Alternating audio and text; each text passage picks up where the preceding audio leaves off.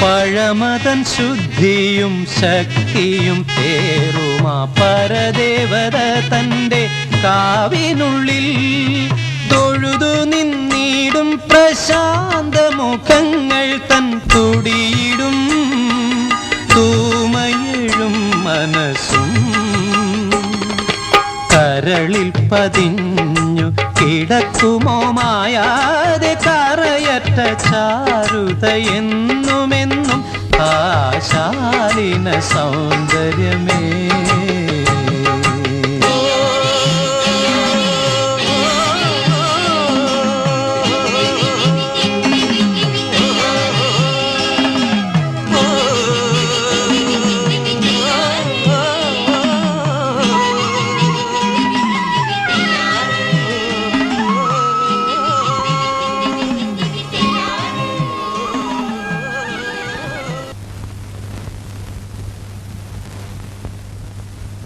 അല്ല, ഉറങ്ങിയില്ലേ?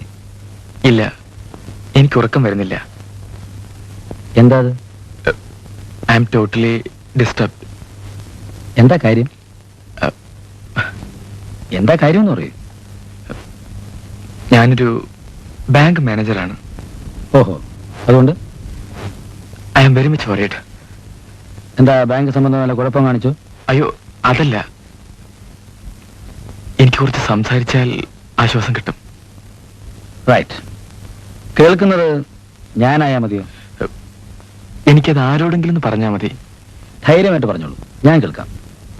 കിങ്ങിണിക്കര ഗ്രാമത്തെ പറ്റി ഞാൻ പറഞ്ഞല്ലോ.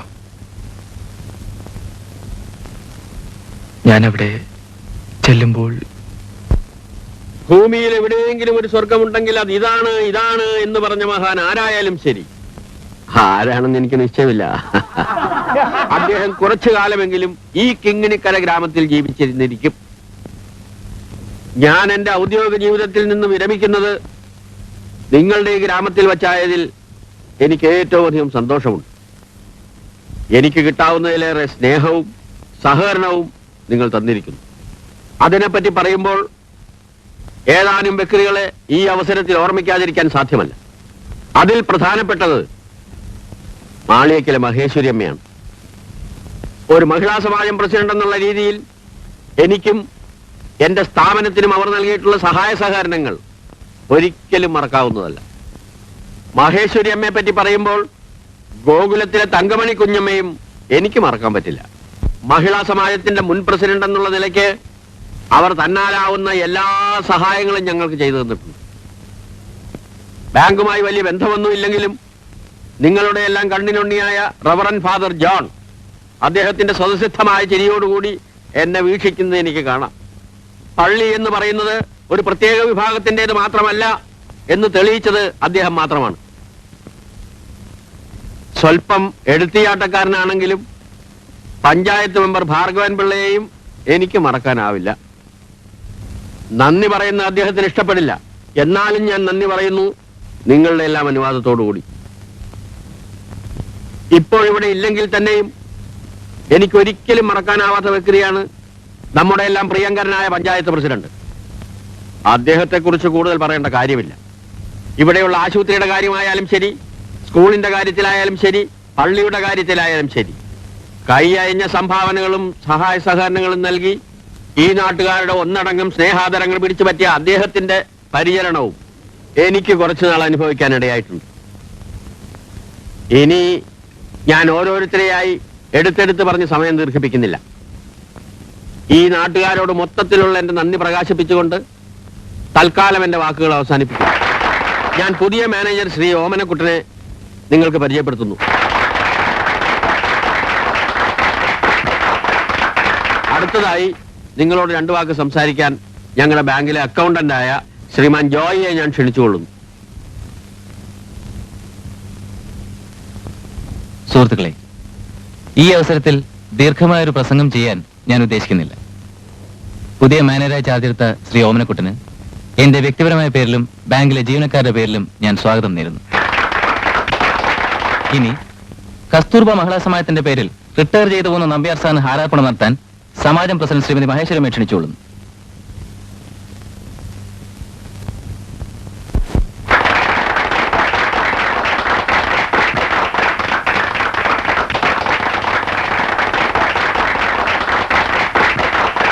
ഒരു ചെറിയ ചായ സൽക്കാരമുണ്ട്, നമുക്ക് അങ്ങോട്ട് നീങ്ങാം.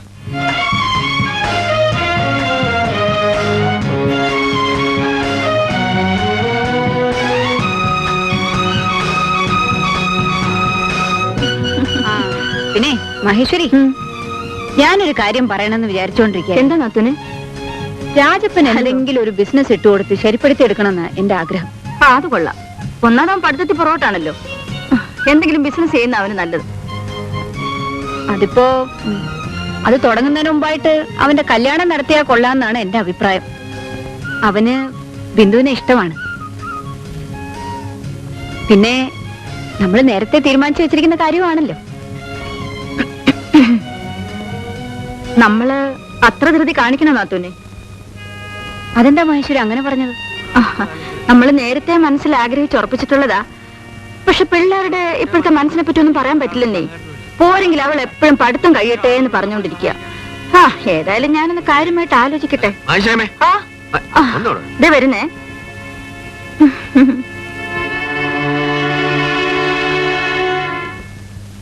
എന്റെ ദൈവമേ, ചീട്ടുകളി ആരെങ്കിലും കണ്ടുപിടിച്ചില്ലായിരുന്നെങ്കിൽ ഞാൻ തെണ്ടി പോയനെ.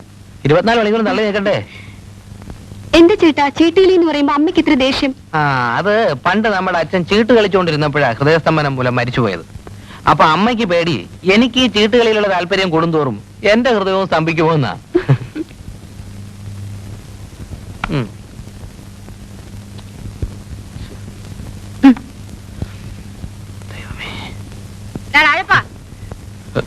അയ്യോ അമ്മ, നീ പോയി പറഞ്ഞു കൊടുക്കല്ലേ, നീ കരിങ്കാലിയാ.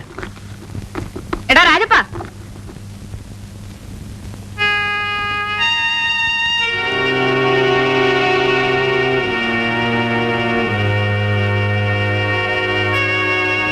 അമ്മേ, യാത്രയപ്പോ എങ്ങനെയായിരുന്നു? എടാ ആ ഫോട്ടോ ഇങ്ങെടുത്തേ. ആ ഫോട്ടോ പറയുന്ന കേക്ക്.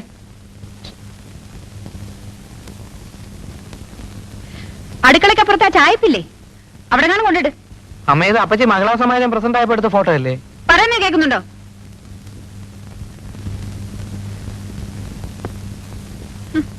ഒരു മഹിളാ സമാജം പ്രസിഡന്റ്, ഇന്ത്യൻ പ്രസിഡന്റിനേക്കാൾ വലുതൊന്നും അല്ലല്ലോ ഇത്. എന്താ അമ്മേ, എന്ത് പറ്റി? രാജപ്പനെ കൊണ്ട് ബിന്ദുമോളെ കല്യാണം കഴിപ്പിക്കുന്ന കാര്യം വളരെ ചെറുപ്പത്തിലെ തീരുമാനിച്ചിട്ടുള്ളതാ. ഇന്ന് ഞാനതൊന്ന് സൂചിപ്പിച്ചപ്പോ ഒരു പ്രസിഡന്റ് ഭാഷ. ഞാനൊന്ന് ആലോചിക്കട്ടെ എന്ന്. ഇതെന്താ നിയമസഭയോ മറ്റാണോ? ഇന്നലെയാ ഈ പ്രസിഡന്റ് പദവിയൊക്കെ വന്നത്. ഏതായാലും എന്റെ മോന് അവളുടെ മോളെ ഇനി വേണ്ട. പക്ഷെ അവളുടെ മോളെ കെട്ടാൻ പോകുന്ന പച്ചക്കാമദേവൻ ആരാണെന്ന് എനിക്കൊന്ന് അറിയണം. ചാക്കോ, എന്തോ? നിന്റെ കൊച്ചമ്മ ഇപ്പൊ ഒരു താണ്ടോ നൃത്തമൊക്കെ കഴിഞ്ഞിരിക്കുകയായിരിക്കും അല്ലേ? എപ്പോഴെന്തിനാ എന്റെ കൊച്ചമ്മ എന്ന് പറഞ്ഞ എന്നെ കളിയാക്കുന്നേ? അതെന്റെ പഴയ കൊച്ചമ്മയല്ലേ. ഇപ്പൊ എന്റെ കൊച്ചമ്മ എന്ന് പറഞ്ഞാൽ ഇവിടത്തെ കൊച്ചമ്മയാ. കോളേജിൽ പഠിക്കുന്ന എന്റെ മോളെ എവിടെ? SSLC തോറ്റ് വായി നോക്കി നടക്കുന്ന ഇവൻ എവിടെ? പണ്ട് വല്ലതൊക്കെ പറഞ്ഞു കാണും. ചെറുപ്പത്തിലെ എല്ലാ കുട്ടികളും കാണാനൊരു നന്നായിരിക്കും. അന്ന് അറിയില്ലല്ലോ വളർന്നു വരുമ്പോ ഇവൻ ഇങ്ങനെ ഒരു വിഡ്ഢി കുഷ്മാണ്ടായിരിക്കുമെന്ന്. കൊച്ചമ്മ പറഞ്ഞത് നേരാ. കുട്ടിക്കാലത്ത് നാട്ടുകാരെല്ലാം എന്നെ തക്കാളിപ്പഴം എന്നാ വിളിച്ചിരുന്നെ. ഇപ്പം പറഞ്ഞിട്ട് എന്നാ കാര്യം? പക്ഷെ രാജപ്പനെ കൊണ്ട് ഇവിടുത്തെ ബിന്ദുമോളെ കല്യാണം കഴിപ്പിക്കണമെന്ന് വെച്ചാല് തമാശ, ഭയങ്കര തമാശ. ചാക്കോ, എന്തോ? നല്ല മണം വരുന്നല്ലോ. കുമാൻ അടിക്കുന്നുണ്ട്. അത് കൊച്ചമ്മ, ചാക്കോ അല്പം. ഇവിടെയുള്ള 10-15 കുടുംബങ്ങൾ ഒരുമിച്ച് വിചാരിച്ചാൽ ഈ ബാങ്കിലേക്ക് ആവശ്യമുള്ള ഡെപ്പോസിറ്റ് കാശ് നിഷ്പ്രയാസം കിട്ടും. തമാശ എന്താന്ന് വെച്ചാല് ഈ കുടുംബങ്ങൾ ഒരുമിക്കാറേയില്ല. മുഖത്തോട് മുഖം കണ്ടാ മുറുമുറുക്കും. ഇവിടുത്തെ പ്രധാനപ്പെട്ട കുടുംബങ്ങളെ പറ്റി പറയുമ്പോ ആദ്യം പറയേണ്ട മഹേശ്വരമ്മയെ പറ്റിയാ. പിന്നെ ഞാനിവിടെ വരാൻ പ്രധാനപ്പെട്ട ഒരു കാര്യമുണ്ട്. പുതുതായി വന്ന ബാങ്ക് മാനേജർ ഓമനക്കുട്ടനുണ്ടല്ലോ, അയാൾ വെറും ഒരു ബാങ്ക് മാനേജർ അല്ല. അയാളെ ഒരു ബാങ്കാ. മതിലകത്ത് ശങ്കുണ്ണിമേനോന്ന് കേട്ടിട്ടുണ്ടോ? ഒരു 10-15 വർഷം മുമ്പ് അവരുടെ വീട്ടുവളപ്പിൽ ആനകൾ ഇങ്ങനെ മേയുമായിരുന്നു. ഒരുമാതിരി ആടും പശുവൊക്കെ മേയുന്ന പോലെ. ഇപ്പോഴും അവരുടെ പ്രതാപം എന്താ? അച്ഛനും അമ്മയ്ക്കും കൂടെ ആകെ ഒരേ ഒരു മകൻ. ഇയാള് വെറുതെ വീട്ടിലിരിക്കാൻ വയ്യാന്നും പറഞ്ഞാ ഈ ബാങ്ക് മാനേജറായിട്ട് നടക്കുന്നത്. എന്റെ ഒരാളുടെ ഇൻട്രസ്റ്റ് കൊണ്ടാ ഓമനക്കുട്ടൻ ഇവിടെ വന്നു. അയാൾക്ക് വേണ്ട സഹായങ്ങൾ ഇവിടെ ചെയ്തു കൊടുത്താൽ എനിക്കൊരു 50 സെന്റ് സ്ഥലം സഹായ വിലയ്ക്ക് അയാളുടെ അച്ഛൻ്റെ കയ്യിൽ നിന്ന് കിട്ടും.